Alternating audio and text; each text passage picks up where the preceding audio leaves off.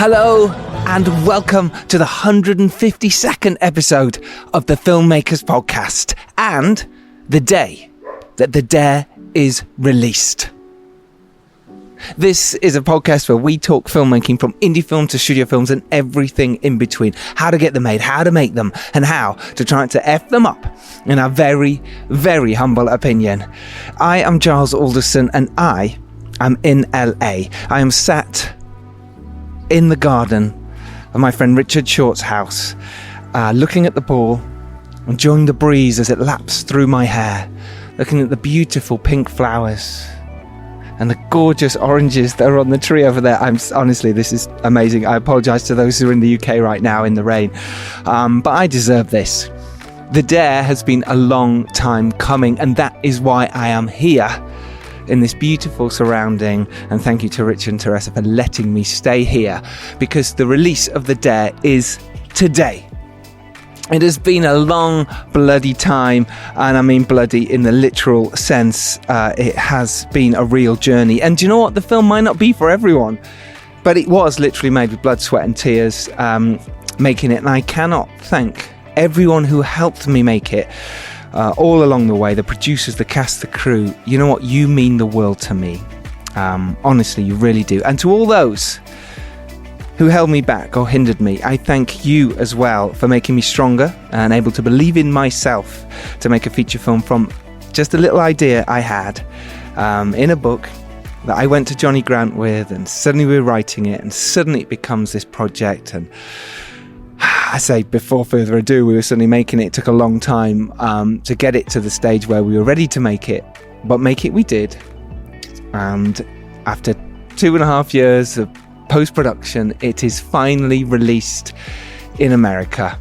Anyone else around the world, you'll have to wait. It's coming very soon, but it is released, so certain people can see it now, and that to me means the world. We are getting some cracking reviews, and it makes me cry sometimes thinking of these just delightful people that like the film, you know, and it touches them, or it makes them squeamish, or it makes them feel something. And that's what I wanted, that's what we wanted when we set out to make this film. And oh my god, thank you to all those who've watched The Dare so far, and those of you who are going to buy the film today, if you can get it in America, please do. It's in North American territories. Honestly, I cannot tell you how much that would mean to me if you did that. It is available on Apple, on Xbox, PlayStation, Fandango, all those places, and links to that are in the show notes. And I would love it if you like it in any way, just to watch it. But if you like it, do go to IMDb and give us a lovely rating, and go on to Apple and review it, or go on our Twitter @TheDareMovie and just say, cool, I watched your movie if you didn't like it. But if you liked it, just put something nice, you know. Praise the actors because they're amazing, or the crew, or, you know, Andy, the DOP, who's done an amazing job, or the writing if you like mine and Johnny's writing. Whatever it is, The Dare is released today. I cannot hide my excitement. I don't care that I'm sat in the sun burning. I don't care right now. I have a movie out. Thank you for listening to today's podcast. We are talking to the really wonderful director, Aleem Hossain, about making a sci-fi feature film on a micro budget with no name cast, winning awards, including the London Sci-Fi Film Festival, and getting a great release, how to work in sci-fi and VFX, and the importance of having great collaborators around you. Aleem's movie, After We Leave, the brilliant sci-fi movie, award-winning, is available now. So do go check out After We Leave, after you've listened to this week's episode. I am Giles Alderson. I'm a writer, director, producer, and I am delighted to say The Dare is released. I've said it again. I don't care. I'll keep saying it. I'll keep saying it. For anyone who's ever made a film, you'll know what I mean right now. The feeling of actually getting a film released and out there for people to see is also hugely daunting and absolutely frightening. Absolutely frightening. But you have to ignore the people who don't like it, the reviews that come out like that. You have to ignore them, because not everyone's going to like your film, and this one especially. You know, it's gory. It's full on. It's been likened to Saw. You know, it's that vibe. If you like that vibe, brilliant. If you don't, you'll like it anyway because it has themes of everything. I'll shut up about the dare now.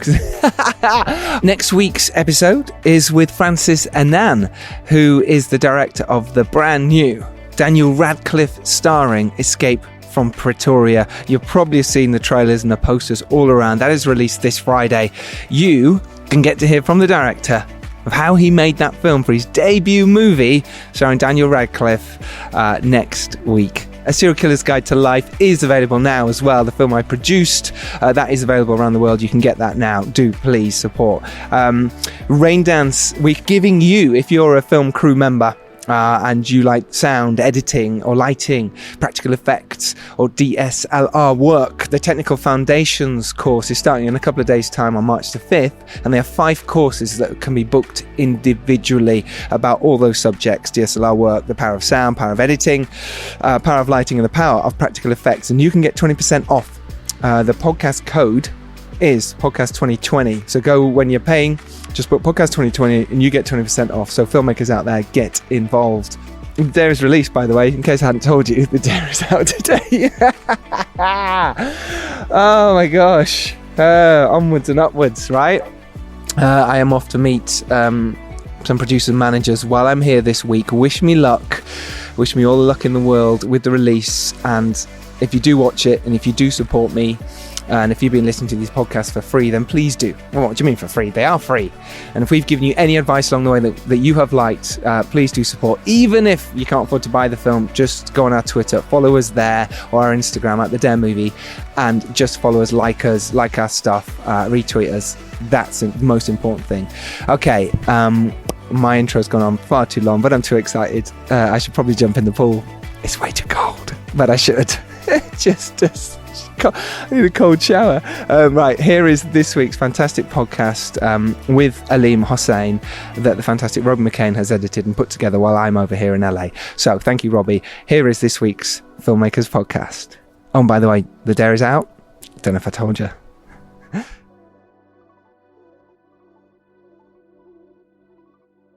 It's my absolute delight to welcome to the Filmmakers Podcast Aleem Hossain. How you doing, buddy? You well? I'm doing well. Thanks for having me. Absolute pleasure. We've been chatting backwards and forwards with your PR company about getting you on this podcast, and it's been really nice. In fact, what I really like about PR companies when they working with filmmakers is they really can be really good and supportive, and they get the filmmakers around. And I just wanted to touch on, first of all, how it is using a PR company for you rather than, sort of doing it yourself. How nice is it that someone else is sort of going, well, actually, I've got this podcast or this interview for you. I was just wanting to talk about that because we've never talked about it in the podcast before. I'm very new to the process. This is my first feature. And, when I came to the end of finishing it, I realized, artistically, I was very happy with the film and very sure of the choices I had made. But I realized that in terms of putting it out into the world, I knew relatively little, and honestly was very open to, learning how to get people to see it, how to get people to appreciate it. I think particularly a film like mine, which I do think of as, having an audience that is, not the entire world. It's not a 4-quadrant film, so to speak. It's been great because really what it allowed me to do was sort of practice pitching the film when I was pitching it to various publicists and see their response. And even there, I was able to find, this person, they get what I'm doing. They're not, just going to go out and try to pitch it to mainstream, press as a sci-fi movie to compare to the Avengers or something, and so it's been sort of actually pretty gratifying and pretty educational, to be honest, to sort of go through that process. And then, in terms, I joke that I think a publicist is a little bit like a personal trainer. She makes me do my push-ups, and I don't like doing the push-ups, and I feel good afterwards. And I think that, working with Ginger Lou, she's sort of shown me the value of, self-promotion does not have to be crass or feel artificial or feel like it's somehow different than what your movie is. The reason I went with her and the reason I think I've enjoyed working with her is that she's helping me see like, look, no, I see your movie. I see what it is. Let's get it to the people who want to hear about it and talk about it in a way that feels natural. And so it's been great to have a guide, because to be honest, like, I don't know how to do all those things. I've been making films for a long time, but in terms of releasing something as a feature, it's a whole new world for me. That's really interesting. A lot of filmmakers out there do it themselves, and I advocate for that. I'm like, look, if you can do something yourself, go do it. But been doing the podcast and we've got my films coming out, and suddenly you're going, well, hang on, there's a real big PR team here and some brilliant media people who already have the ins in these places, and why not? So yeah, shout out to Ginger Lou at Ginger Media and Entertainment for setting this up, first of all. But I just wanted to chat about that and how it was for you. But I think it's proven successful, and so it's something for filmmakers to consider when they have their film ready. I don't think there's any point in doing it before you have a film ready, otherwise you're just sort of publicizing yourself and you might not get many interviews. But if you have a film, no, I agree. Yeah. I think if it's a concrete task, a discrete thing you have, I think it is worth considering. I mean, to be honest, I hate to say it, but like, I feel like the more I've looked into it, the more I realize, and I don't think this really applies to like a podcast like yours, which I think is, obviously sort of an independent labor of love. But like, when you look at the mainstream media, so little of what you see there just organically happened. In terms of covering of entertainment, like somebody was advocating and pushing and calling the right person and, knowing the right time to send this EPK, et cetera, et cetera. And at first I was sort of like disappointed and even a little like frustrated with that idea. And for me, I kind of made the decision like, all right, if that's the game, I'm going to play this game because I worked hard to make this film. I want to get it out there. I think there's two routes, isn't there? There's that one where people say, no, just pound it out as much as you can, even way before the release. And then there's people who say, no, you've got to do this strategically, otherwise people will get bored of seeing the same stuff. And by the time it comes out, they think, hang on, I saw that, a year ago, what happened? And it's that weird mindset. In my film, The Dare, comes out March the 3rd, and my brilliant team, my distributors there, are literally saying, no, just chill out now. It's all right. We're going to do the big push leading up to it. So you don't need to do, keep putting the trailer out or keep putting little tidbits out. Just wait. We're going to now slowly start to build. And I think that's great, and they've been around a long time. They've just set up their new company, The Horror Collective, but they know what they're doing. They know what they're talking about. So you just take that on board and go, yep, I listen to you. And same here, you need those experienced people around you when you're making a film. Speaking of which, obviously with After We Leave, which is your debut feature, but you had some amazing people around you. What a great team. I take it's your brother who's doing the VFX, unless he's just got the same surname as you, Blaze. That'd be a funny coincidence, wouldn't it? No, yeah. I mean, the story of the entire film is, the 20 years that I've spent from when I made my first little, very amateur film to now, assembling and learning who do I love to work with, who do I think is amazing. And this movie really is the culmination of like me calling in all of those favors, relying on all of those friendships and previous collaborations. Obviously, one of the most important ones is my brother, who 20 years ago, when we both sort of headed out to LA, he, had the foresight, far more financially prudent decision than me, to say, I think that visual effects are going to be pretty big. And he self-taught himself this stuff and has worked, on huge movies. He's worked with J.J. Abrams and on just, won a key art award for a trailer for Nolan's Dark Knight. Like, he's done all this stuff. And what was great, though, and this is really a through line for a lot of my collaborators, when you're working in Hollywood at this high level, there are things you don't get to do, or you only ever get to be so much a part of the conversation. And so, with him and with my cinematographer, Julie Kirkwood, and some of the actors, really what I had to offer was, look, let's make a film where when it's up on screen there, you'll be able to point to it and be like, that was all me. Every single VFX shot in this movie, he did all of it. He can tell you that, like, on the bridge of the Enterprise in Star Trek 2, pretty much all those screens he had a hand in, but that's not the same as being able to say there's, 80 shots in this movie, that's all me, and that kind of thing. And the same thing, even with just the amount of creative freedom you can offer collaborators on an indie film. Some of my actors, Clay Wilcox and Brian Silverman, they've been on some TV shows, they've done this and that, but they don't get the opportunity to be, main characters with real nuance. And so the nice thing is when you give people that freedom, you get these really talented people, and they'll come out and work for cheap or free because their day jobs or other work or what's paying their bills, they just want to flex their wings, flex their muscles, spread their wings. It's so true. It's really important to find that tribe, find your community, and find your team. And they will stick with you. Like you say, you worked with them on shorts and whatever else you'd work with them on, and you brought them with you. Now, this feature, obviously, is a fantastic feature. You've just won Best Film at the Sci-Fi London. You won Best Director at Berlin Sci-Fi, and it played at Other Worlds on Sunday. Yeah. How did that? Were you there at the festival? I was there. Yes. Amazing. How was it? How was the reaction? It was wonderful. I've really become a fan of smaller festivals. I think when I was starting out, like the only thing I had in my mind were these really big ones. And I can tell you, like having like compared the experiences of like standing in like the corporate hospitality tent at a large festival versus like, being in a theater. We had like 130 people in the theater in Austin, and just being there. And then after that, spilling out into the lobby and having, like 40 or 50 individual audience members had the time to come up and talk to me about the film.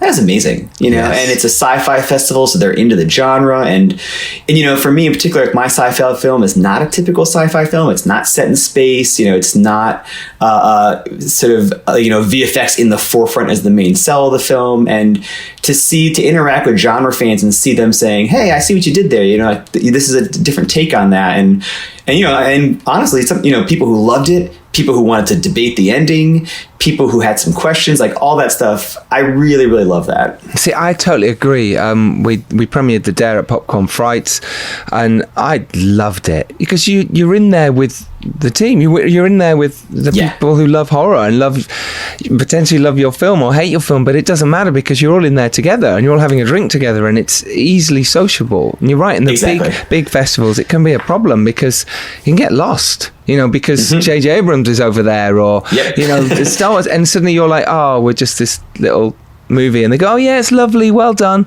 But yeah, I agree. I think we were programmed as filmmakers to go, get in South by Southwest, get in Sundance, get in the big ones. But actually, the small ones are where it's at. That's where you really meet people and meet other filmmakers, and you end up working together and collaborating. And I think that's huge, right?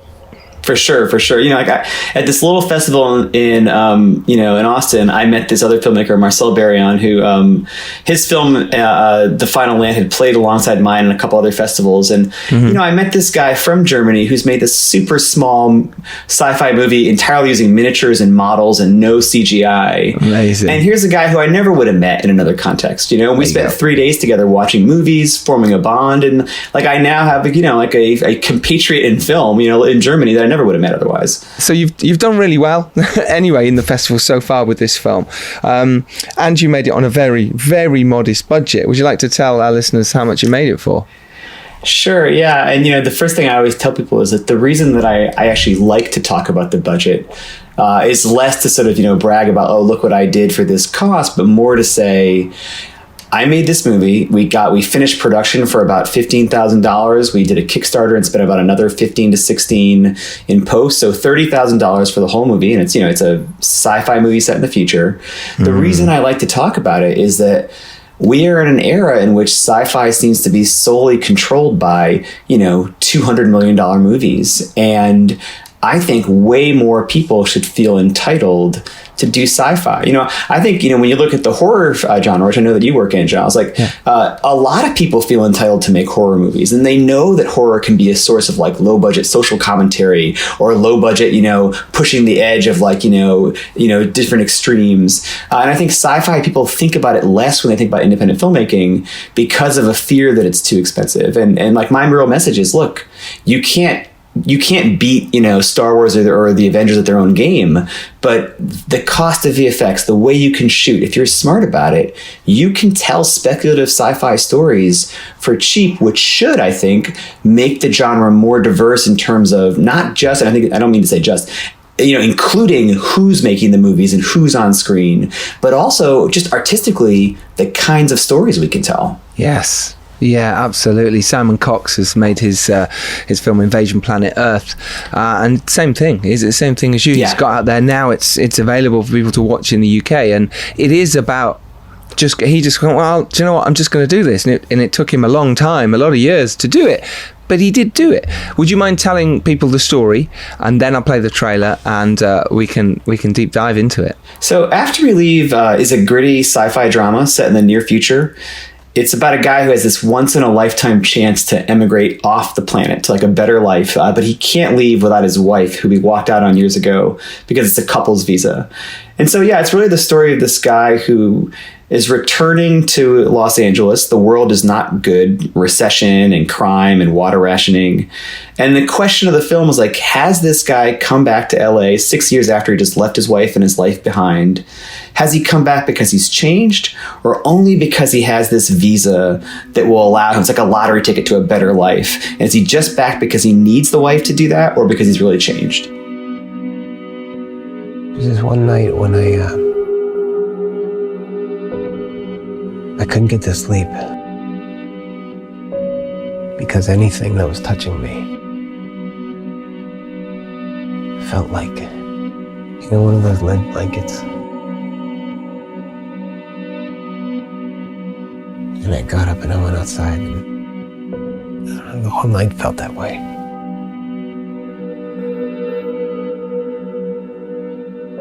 Remember those old stories about the guys would go west and just be able to have that land.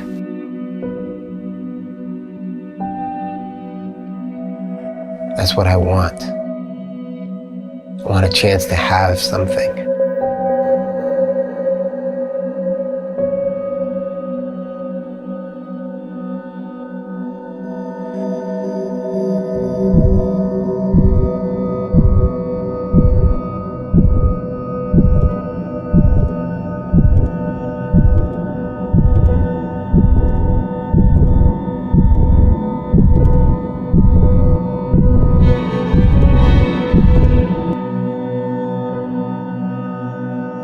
I want to be better than who I was. Incredible. I mean, you should be inspired by that right now from that trailer. There's a link to that in the show notes, so you can watch it as well.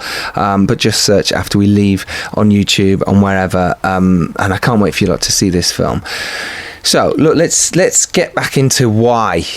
Obviously, you talked about, look, I just wanted to make something, and the sci-fi wasn't too far out of my range, but you'd made quite a few shorts. You'd Hereditary being one. You'd worked on various other ones, and you knew lots of people in the industry. Why did you say, I want to go make a feature film? When I got out of film school at UCLA, I had written a couple of scripts, and seemingly to me, things caught pretty quickly. Like, I had interest in those scripts. But what I kept finding was they were just never going to let me direct them. And I went in circles year after year where they would just sort of say, look, this is a great idea. We'll pay you a little bit of money to take the script, but that would be the last of it, really, And as they kept saying, look, you haven't directed a feature. And if you haven't directed a feature, like, why would we take a bet on you? It was this vicious cycle of, we won't give you a feature until you've directed a feature.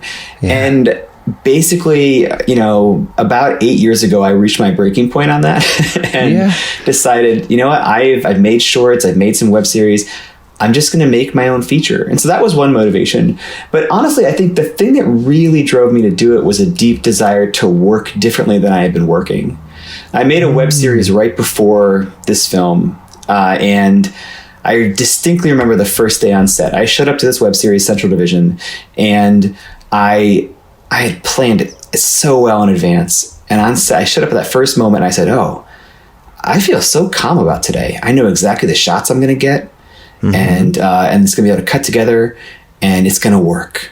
And I did that day, went that way, and I got home at the end of the day, and I honestly wanted to throw up because I realized, like, I didn't move to LA. I didn't throw my whole life into chaos to competently execute decent coverage, that was, and I realized I should never feel that calm. Like, I want to show up every day and have butterflies in my stomach. I want to be reaching for something. I want to take a risk. I do think these days, like, the only reason to make an independent film is to make something that wouldn't exist if you weren't in the world, if you weren't the one making it. And so After We Leave also was an attempt on my part to invite my collaborators to have greater input, to we bought a DSLR and a few pieces of equipment and broke out of the model where you have to shoot an indie film in a sprint of 8, 10, 12 days because your costs are all per day costs. Instead, we owned our means of production. The crew is usually me, my brilliant DP, Julie Kirkwood, and a couple of actors. And we could go out, 9 a.m. or 7 a.m. on a Monday morning, shoot one shot, and then go to our day jobs. Or we could, decide we're going to try to shoot this entire scene at Magic Hour this Saturday. We ran out of time. Oh, well, we'll try it again Sunday, And so the goal overall was for me to find a way of working where whenever we wanted to, I could give the actors one more take. I said to Julie, my DP, if I give you a DSLR and 2 lenses, but give you all the freedom you want, what do we have to do to make, a beautiful film? And she was like, look, here are my few constraints. No white walled apartments and no shooting between 11 a.m. and 2 p.m. because the sun looks terrible then. And the thing is, I would never be able to guarantee no midday shooting on a normal production schedule, right? And so we did that, and we did it on nights and weekends over this. I said to... even myself, like if there was a moment on set where I suddenly saw, ooh, let's improvise a little bit here, or let's try shooting this scene in this sort of riskier camera angle or approach that might not work or might take us a long time to get right, as opposed to just standard shot, reverse shot. I want to say, yes, let's go for that, as opposed to being under the crunch of like, well, got to make today, those will be behind tomorrow and the next day and the next day. So I better just do a, wide shot, close up and move on after 2 takes, which is sort of, I think, what a lot of times that low budget time pressure leads one to do. Mm-hmm. And for me, I think maybe other filmmakers are better at this naturally. That didn't come naturally to me. I came to film with this idea of hyper organizing everything, and I wanted to be more free. And what's wonderful for me to be able to say at the end of it is, I had butterflies in my stomach every single day of production. Things did go wrong. My collaborators had more input on this movie than I'm ever allowed. But then in the end, the movie is the closest to the one that I saw in my head that I've ever made. Wow. I think you do have to dig deep. You do have to really think about what you want as a filmmaker. How did you come up with the story? Because it's a brilliant story. It's a brilliant concept. It's it's so simple. Why don't we think of that? That's great. Where did it come from? It comes from 2 places. The first one was one of those, just, I'm sure you've had them too, Charles, like one of those like flashes of an idea that you don't even know what it is quite yet. I was stuck in traffic on Wilshire Boulevard in LA in my car, and for whatever reason I was waiting for this interminable traffic light, and I just had an image of a guy, and I knew he was looking at something, and that there was a question, and the question was, has he changed? And I honestly didn't even know what that meant at the time. And I ruminated on it, and I realized that he was looking at his wife, and that the question of the movie was, has he changed? And so I knew I wanted to write a movie about this flawed character and the question of how much we can change. And as I sat down to write it, in all honesty, I realized that I was I was very frustrated, and I didn't know it, at how many movies tell the story of a deeply flawed man who somehow changes all his flaws and then gets heavily rewarded in the end. And I realized that part of what I wanted to do with the movie, and I wouldn't say I wanted to do this just to make a point, but it's what I just intuitively felt was true about the world. I wanted to make a movie about a flawed guy who is trying and maybe manages to change a little, and we see what one really can get for that in life. So that was one inspiration. And then the second one, in terms of the setting of the world, I'm a mixed race American. My dad is from India and Bangladesh. My mom is American and sort of my dad's Muslim. My mom, grew up in a Roman Catholic family before she converted. But growing up mixed race, I was acutely aware of this one side of my family that had, immigrated to the U.S. by visas and the visa quota system. And I've seen how those kinds of systems really can warp people's lives when you grow up in one of the poorest countries on earth and can maybe get a shot to go to one of the richest. And I wanted to explore that. And, I get a lot of questions about the relevance of the movie to the current world. And, the irony is I wrote it before things like the Trump travel ban or stuff like that. But those things were always on my mind, I think, because of my family background. But I wanted to find a way to transpose them to an American context, and to sort of get people to really think about like the extremes of human behavior that those kinds of quota systems can create. That is ace. I love that. And it's really interesting, isn't it? How, of course you wrote this. Well, how long ago did you first come up with the idea?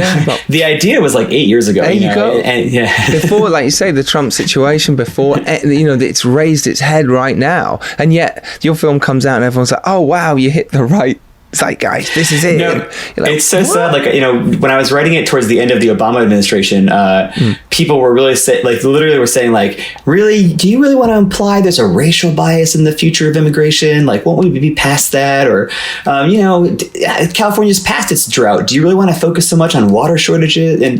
And sadly, now the film comes out and people are like, it's shockingly relevant.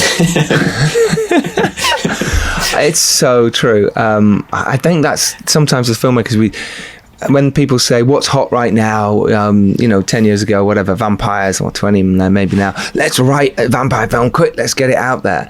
And then by the time 3 years passes and you've actually managed to finish the film and get it ready to market and sold and all that stuff and for people to see, it's past. People aren't bothered by vampires anymore. And my thing is always just write what you like and write what you want to see, and make what you want to see, because like you say, yours just happened to hit that, the right spot at the right time because you were inspired by the story. And I think that's what all filmmakers should do. How did you write then? How did you sit down and write the concept? What's your process when you're screenwriting? Well, once again, with this movie, I was trying to sort of change my process a little bit. So I sat down and I took a note from an interview I'd read with Ryan Johnson several years ago about how he writes these long prose, almost like short story outlines. And so I was like, you know what, I'm going to try that. I sat down and I sort of wrote about a 3 or 4 page, mostly prose, a little bit of like shot and aesthetic description, but mostly just like a long story with some pretty big gaps in it. But I always knew the end. I knew what the end of the movie was. And when I started to try to translate into a screenplay, I realized that I didn't want to write all the scenes, that I wanted to leave some space for the actors to improvise, precisely because that used to terrify me. When I first got to film school, I just wanted the actors to say every word exactly as I said it so I could get to the editing room as quickly as possible. And now I'm a filmmaker. My favorite part is being on set and making the right decision with the camera and with the actors. Like, I love that moment. And so, with some of my actors who I'd worked with a long time, I knew they could improv. In fact, I knew they wanted to be able to be a little looser.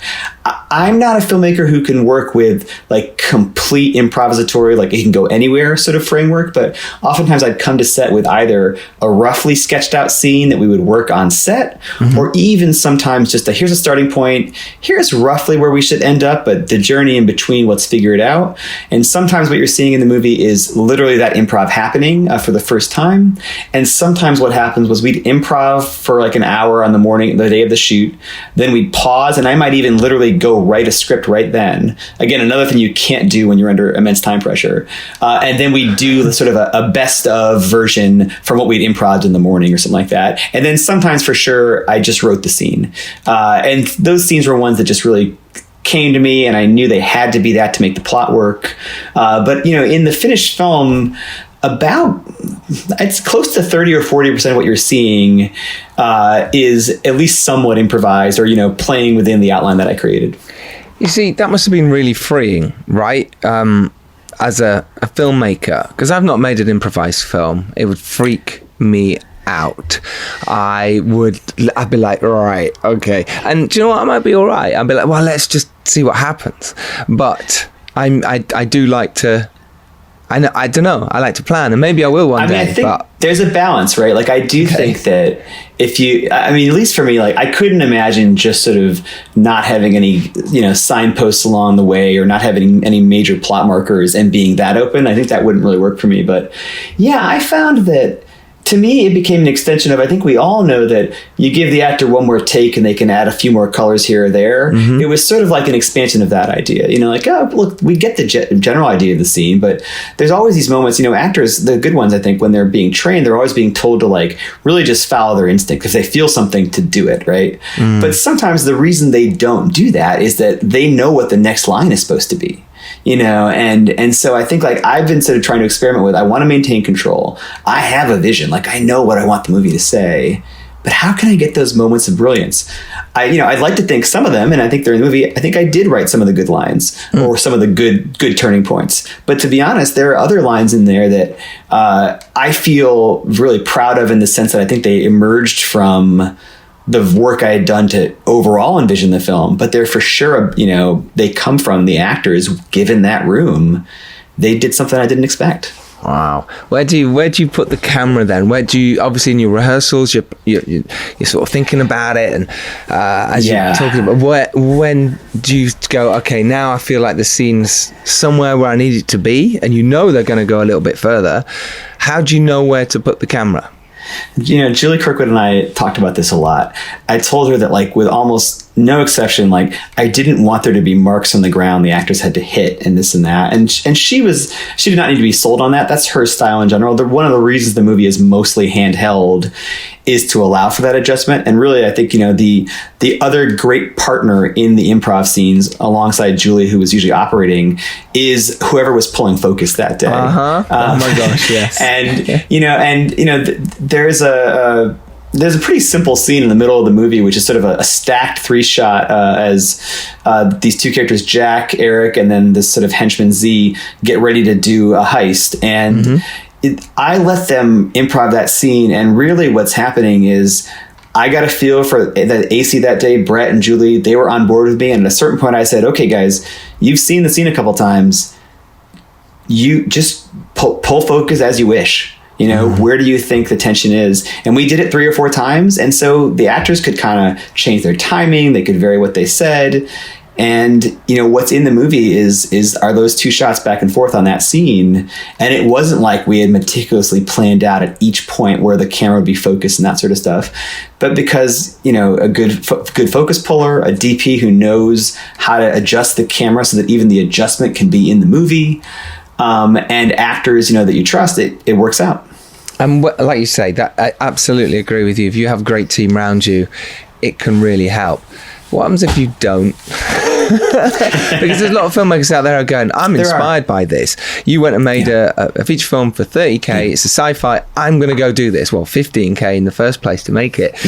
How do I get my crew? Because they're not easy to find. Especially the good ones. The good focus pullers are going, well, I'm charging quite a bit, mate. So good luck. No, and I think that what you have to sort of start asking yourself is, like, even overall aesthetic ideas for a movie are choices about both budget or the talent that you can get, right? And so I think in the same way that I think I would definitely encourage filmmakers to look, if you don't yet know an actor who can burst into tears conceivably, don't write a scene that requires an actor to burst into tears, right?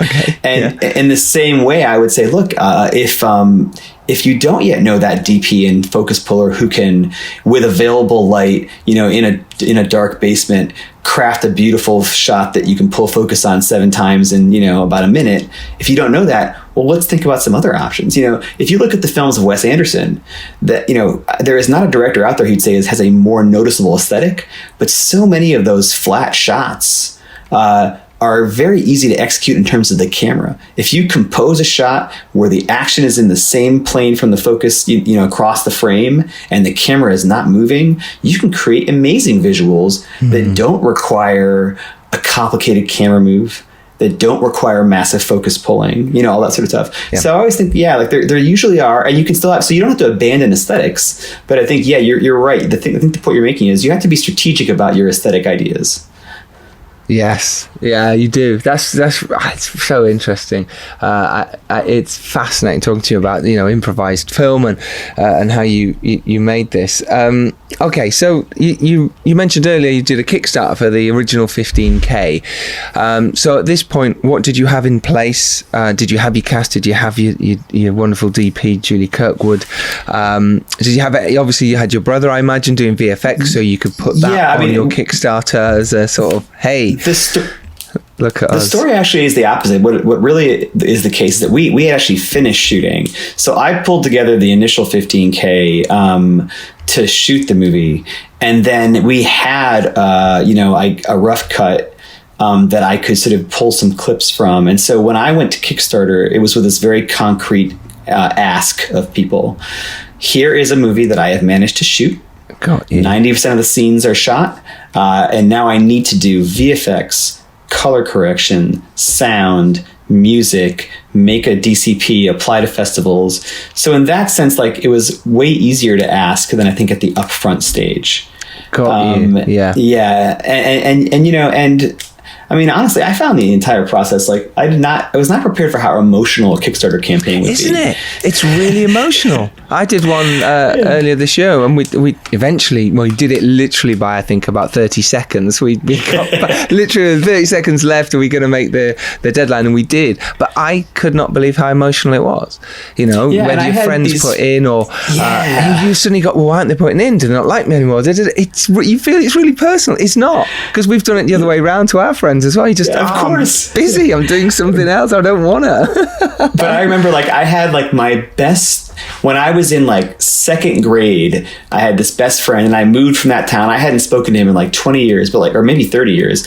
My best friend from second grade, out of the blue, just $100 popped up in the Kickstarter from him. Oh my gosh. And just seeing his name, like, I literally almost cried. I was like, whoa, what a process this is. It's incredible. The same with us. It was just a couple came in, you were like, oh my God, there were really big numbers. And just from people, you were just going, oh, seriously, you did that? Oh my gosh, just totally out of the blue. And it's kind of this wonderful thing doing it, but it's also like making a feature film. It's a full-time job. You've really got to be on it. And that's not easy. So what did you do? What perks did you give? This could be quite interesting because it's post now. So you can't go, hey, come to set, you know? Yeah, you know, so I sort of took the attitude that, first of all, my assumption was very few of my backers were going to be people that I didn't know. Like, I didn't have a movie star in the movie. You know, I couldn't see, and it wasn't a movie that was, like, very earnestly and directly about a political issue. I think the film was very political, but it couldn't be tied to, like, oh, this community organization or this nonprofit, or, you know, like, I didn't know what the sell was to widen out. And so when I actually set my number and my goal, I was just like, look, I've heard that, you know, you can expect about, you know, of the people you reach out to, maybe if they're friends and family, 1/3 to 40% of people you reach out to will respond. And the average donation, you know, that just looking at my sort of group, we were guessing was going to be, I don't know, $35, something like that. And I just calculated that number, and I was like, okay, that's the number. But knowing that most of them are going to be people I knew, I didn't try to craft these really complex sort of, like, big gifts to woo people. I was like, look, you can purchase a digital download of the film with a donation, a Blu-ray or a DVD. I did some small things, just like, you know, just to sound like a ringtone or a wallpaper. And mostly, you know, I even sent those out, but I don't think people really, I don't know that those perks what really made people give. Like, because the vast majority were people that knew me, what really was happening was Kickstarter was a way for me to, in one big swoop, make them aware of my project. And, you know, and they could watch that video if they hadn't been in touch with me. And my video was very simple. It was mostly a direct appeal to camera, just saying, hey, I've been trying for 20 years, you know, to sort of become a filmmaker, and I've made a lot of films, and this is really the culmination of, like, this first big phase of my life. I'm making my first feature from, you know, when I was just playing around with cameras till now. And will you support that? And in the end, I sort of realized people were really just, you know, giving me a vote of support, giving me a sort of boost of morale, because they believed in me.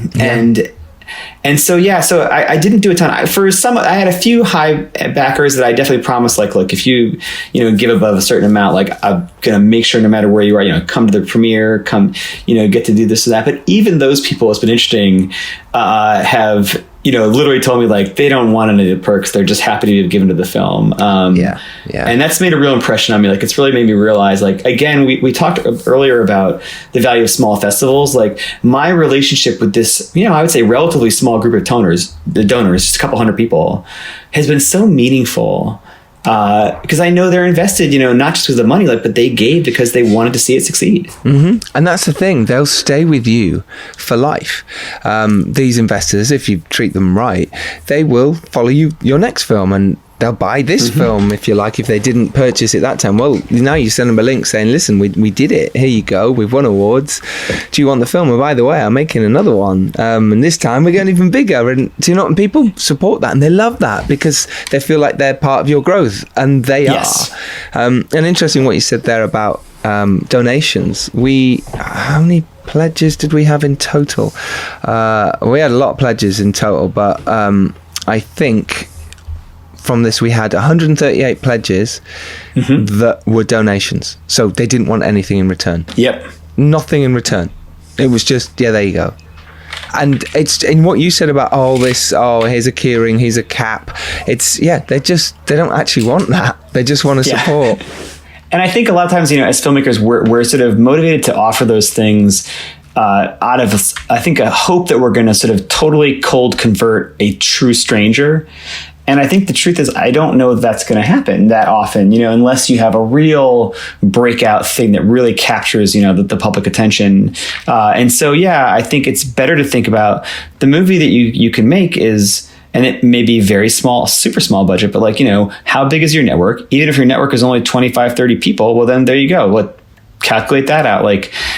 Those are the people you're mostly going to reach with a Kickstarter, I think, these days. Yeah, totally agree. We've found that there was a few, because ours was very towards animal rights and veganism and that side. There you go. So we had a hook. We had an outside hook that wasn't just our friends and wasn't us going, hey, we're making a film. So that helped massively. And I think you see that with documentaries. There are definitely documentaries I see that achieve majority, quote unquote, stranger donations because people are invested in the topic and they see how pointed it is addressing the topic, that kind of thing. Yeah, exactly. And that's what ours is. It's a vegan documentary. So it's, we tick those boxes perfectly. It's fascinating. I find the whole sort of crowdfunding market amazing. I've done it a few times now, and I've looked at all the stories of people who are successful and people who weren't and why they weren't, and it's just you've got to be on it. You've got to know who your audience is, and you've got to really target every week who you're going to go for. And it was a full-time job for the time that I did that. It's horrible. So you managed to do that, but so in that case, I'll jump back a little bit. You put your own money in to your film, so 15 grand's quite a lot of money, in terms of, it is, especially when working filmmaker. It's like, oh gosh, it's a lot. And really what that money represents is a little bit of that is an amount of money that my lead actor Brian Silverman put in. And he said this wonderful thing to me when we were about a month or two into the movie. We shot sort of on nights and weekends, and he said, in a given year as an actor, I spend a certain dollar amount on acting classes. I do it because I enjoy them. I like practicing my craft. He's like, but honestly, shooting this nights and weekends is way better than my acting classes. And so basically, he gave me his annual budget for his acting classes. See, that is so true. There's filmmakers out there, I say actors out there, who want to act and be in a film. Well, there's your perfect example. Find a filmmaker and go, listen, it's going to cost me, this much over the year. It might only be a couple of grand, but hey, you can go certainly make a good short for that. Now you're on camera with a great DP, great team, and suddenly there's a great bit of material to start peddling around socials and giving it to your agent and directors online, and that can get you work. Whereas being on these courses, as much as they're great, can not get you work. You're with a bunch of actors. I think that's great, and I think that's really supportive. And he obviously believed in you and believed what you could make. And to be honest, I think anyone who heard your story would go, yep, I'm in. This sounds great. Had you done sci-fi before? And I know that you've done VR. So do you want to tell us your sort of journey into going, all right, I'm going to do quite a lot of VFX in this film?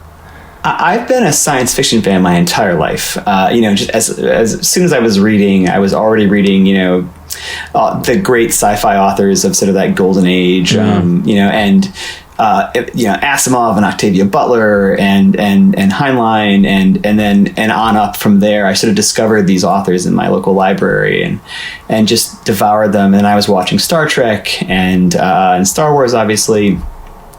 And the through line in my work really has been, I think, the use of genre to tell stories. I love sci-fi, and I love cop movies, and I love, these sort of the use of genre not to like pedantically make some sort of point, but like the way that like you can use a genre like science fiction to sort of talk about your own life, your own experiences, or what you think about the world around you, but through this new lens in a way that like allows for like some really creative aesthetic choices that sometimes I think helps the medicine go down, you know, with a little bit of sugar. And so this was my first sci-fi film. I'd written several sci-fi scripts, and you know, I played around and shot a lot of, you know, little experiments or just, you know, half-baked ideas just when I was just in my free time. And really, though, the whole time I was sort of watching the development in visual effects, and watching what my brother was doing and realizing, you know, all the lessons of indie cinema that have happened over the last 10, 20 years of like how we can shoot digitally, and if you're smart, how you can sort of, you know, really do things much cheaper. They apply to like visual effects as well. And then also, honestly, I was thinking about science fiction in terms of how monolithic the storytelling has become. You know, I actually even like some of the Marvel movies and some of the Star Wars movies, but the truth is they're all now at this point, they're big action films just with varying degrees of comedy. Like that is almost like the entire spectrum of mainstream speculative storytelling. And so, and then I was super inspired by watching movies like Primer or Another Earth. And, you know, I mean, even a big movie like Children of Men, where you think like, wow, like now here are some people who are going out and they know this genre can do so many things. And that really was like what I wanted to do, like make my sort of modest little contribution to that broadening of the genre. Amazing. That's really interesting. I've written a couple of sci-fis as well, but I think I was always like, oh, they need much bigger budget. And so what you talked about before is you can't get a film made until you've made a film, especially when you're asking for a decent amount of money to make a sci-fi. People were like, well, we like you and your project, but you're not doing this, you know, give it to us and we'll run with it and see what happens. But we didn't want to give it away. And then in the end, nothing happened. And the truth is, you know, like I can go back and look at one of my early brainstorming notebooks, you know, years ago. And there's this page that has like 4 or 5 ideas on it. And the one I've circled is the one that became After We Leave. But the truth is 3 of them I ruled out. I brainstormed them. I liked them. And I couldn't make them cheaply, you know? So the answer obviously is not that all of them could be cheap, right? And no.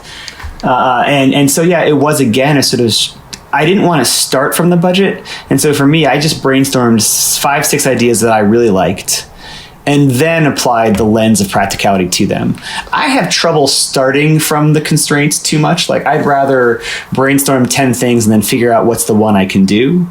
For me, at least process-wise, I can't just start from the constraints, but obviously you have to very much take them into account or it'll never get made.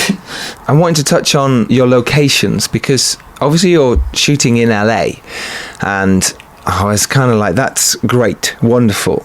And whether LA had locked down on you sort of with the budget that you had, not to letting you shoot in certain places, and you know, and I imagine you were quite a small team, but we're very small. When you're shooting with a DS, yeah, I mean, we were a very small crew. We were shooting with a DSLR. Very rarely did we have lights or even a reflector board. We were mostly just, you know, I think Julie as a DP and like the fact that my actors were really willing to try these things, we weren't afraid to just go into a public area and start shooting. So the worst that was going to happen is we were going to be told to leave.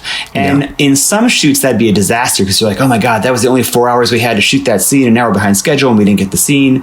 But for us, that was fine. And the truth is we were small. We weren't bothering anybody. And, you know, LA has so many cool locations. You see about the same 5 over and over again in most movies. And, you know, I spent an immense amount of time driving around the city. Both Brian, my actor, and Julie, we had a running text thread where we would just, if we were just going someplace, you know, Brian was dropping his kid off at soccer practice or football practice and saw a building and was like, texted a photo and was like, that one, that's going to be the departure point, you know? Or Julie would be doing another job, shooting a commercial, and she'd look over across the street from where they were shooting and see an alley and say, ooh, that one, that can be in the movie. And, you know, I did a lot of scouting on Google Maps, literally just on Street View, moving around LA, looking for places. Because I knew that, you know, it's a huge city. And there are these places that without any visual effects could stand in for the sort of like recessionary, crime-ridden, water-rationed like future that I wanted to create. And it wouldn't require a ton of money. We could just go there, try to shoot it. And in most cases, we very rarely got bothered. A handful of times we had, maybe only 2 or 3 times, we had the police roll up and say, "Hey, do you have a permit?" No, okay, move along. And that was about it. In one instance, we got hassled by a security guard only to realize he was just concerned for our own safety in the sort of dilapidated neighborhood we were working in, not caring that we were filming, but more like telling us maybe we should, for our own benefit, move along. And other than that, we had almost no problems. That's so good. I think it is also about, you're being nice. You're not turning up with a big old crew making a big old noise, going, shooting guns, throwing blood around. You're going, yes, this is, we're mild-mannered. We're making a really cool little indie movie. And actually, if you knock on a couple of doors nearby, or if someone's been a bit funny about it, you go talk to them. And actually, you'll find they're all right. Even in London, sometimes, just look, gone are the days with the big budgets and, we can do all this. And it's if you're filming in the centre, then someone's going to come over and say no. But again, you shoot with don't put a tripod down. Just say you're doing a student film. You can get away with it. You really can. And the benefit there is too, you get a movie that's your production design, right? Like just the idea of there are so many indie films that are shot, and I really do get why. So I don't mean this as a criticism, but like so many indie films that are shot, in one apartment. Yes. And there is obviously a whole tradition of like the enclosed space feature. I think there's some great ones. But one of the ways I wanted to break out of that model again was, no, I live in this global metropolis. It can be part of a sci-fi movie. I want it to be on camera. Let's just try it. Mm-hmm. Yeah. And I think you've just got to be brave, haven't you, as filmmakers? What did you learn from making this feature film then? What stopped you 5 years ago? What do you wish you could have told yourself now and gone, what was it? The first thing is something that I would not go back and tell myself, which is how long it took. I think in my mind, I thought, we'll shoot on nights and weekends for about, maybe 6 months, maybe 8 months. And what ended up happening was we actually shot on nights and weekends for several years. Wow, really? It's over years? Yeah. Wow. Yeah, for almost 4 years. And the reason that happened was partially, the collaborators that I'd chosen, we were all sort of hitting these like really beginning like of the blowing up of like their careers. And so, Julie went off and shot a Nicole Kidman movie, Destroyer. And my brother worked on a huge tentpole movie, and so I would lose them from time to time. But I'm glad I didn't know that. Like, to be honest, like if I had known how long it would take and how much work it would be, I might have been more scared. And so I'm glad that I was a little bit naive. But really the wonderful thing about this movie was by doing it over time, it's the only project that I've ever worked on where I was able to apply the things I learned from the project to that project itself. So I became a better director. When you are directing incrementally, you have time to reflect on what did I say today? And was that next take better? Did I get what I want? Yes. And I could pause a couple of days and think about it. And then when I went back to shoot another scene, I was better. And so were the actors and so were the crew. And I definitely learned the biggest lesson I learned for sure was, look, I ostensibly took my hands off a little bit more and gave people more freedom. But in the end, I think because I was clear on like what the movie was about and why I was dying to make it, they did this wonderful work, some of which I never would have predicted. But in the end, they gave me the movie that I was dying to make. Amazing. It's really incredible. It's obviously made for 30 grand. It's going to be out there in the world very soon. Are you allowed to say the distribution now? No, I'm super, super happy to report that, again, speaking of the value of small festivals, I won these awards at Sci-Fi London and Berlin Sci-Fi and screened at other worlds. And, the nice thing is that attention made a difference. And so, I sold the film. Gravitas has acquired it and will be distributing it. And the most exciting thing, largely on the strength of, honestly, the beginnings of what is now a good critical response. We got an amazing review from Film Threat. Yes, 9 out of 10. Amazing. So the movie's going to come out theatrically in New York and LA on February 21st. And then I signed we'll have a global streaming deal. We can't announce yet what that will be on, but it'll be available around the world basically at the end of February going into March. And I'm so excited again, just because, look, you make a movie because you're compelled to make it, but at the end of the day, like, you want people to see it. And it's been very gratifying to see that little by little, just by grinding away, I do think it's finally going to reach an audience. I love this story. This is so good. I love hearing these success stories of people who went, do you know what, I'm just going to go make something. And then 4 years later, you're talking on a podcast and you're saying, we've just got a distribution with Gravitas. We're going to be in theatres February the 21st. That is, you should be so proud, and I'm very proud of you. I think it's incredible, and I love that. And that's why I set up this podcast. It's like inspire people and tell people they can go do it too. And here's you doing exactly that. And not only that, you've made an amazing film at the same time. So thank you. I really appreciate it. And I'm like you. Like I draw my inspiration from these things, like podcasts like yours. I remember reading, the early No Film School posts about shooting with a DSLR and listening to these podcasts, and like, they are what empowered me to do that, and so I'm just so excited to be like, wow, like, I can talk about a film that I made because of other people who talked about stuff like this, and it is a good feeling. And I feel very happy, and I'm so proud of like all the faith that all these collaborators placed in me. I feel like I'm making good on that, and it's a very nice feeling. Well done, man. Well done. So what's next? Now not necessarily on the success of this film, because I imagine you've been working on the next film for a little while anyway. But can you tell us what's next? Yeah. So I'm in the middle of writing another feature, and it's also going to be a genre piece. I think at this point it feels like it's going to be almost like a genre anthology piece, a sort of multiple storyline piece that my plan is to make as an indie feature again, just because I've really enjoyed the creative freedom, and I sort of made a determination with my feature work that unless an opportunity comes along to get like a significantly greater budget, the creative control that I get to have when I work at this small budget is really like something I really prize. You could double or triple the budget of the film I just made, and it would just mean I was paying people a little better, which I do want to do, but it wouldn't actually change a lot of what was on screen. Yeah, I understand that. But as soon as you even take that much money, you do give up a little bit of control in some way, shape, or form, And so I think I'm going to keep making these small little indie features, but I am taking out in January a sort of a TV pitch to some of the American places to sort of try to get that going, which is also a sort of genre story. And sort of trying to sort of take a crack at can I bring the sort of indie writer director auteur idea to a sort of limited series in America. Yeah. I can't wait to hear more about that. It sounds super exciting. I know, like you said, you learn every time on when you were shooting after we leave. But what are you going to bring to the next feature? Are you going to still do improvise? You're going to do it differently? What is one thing that you would do differently now?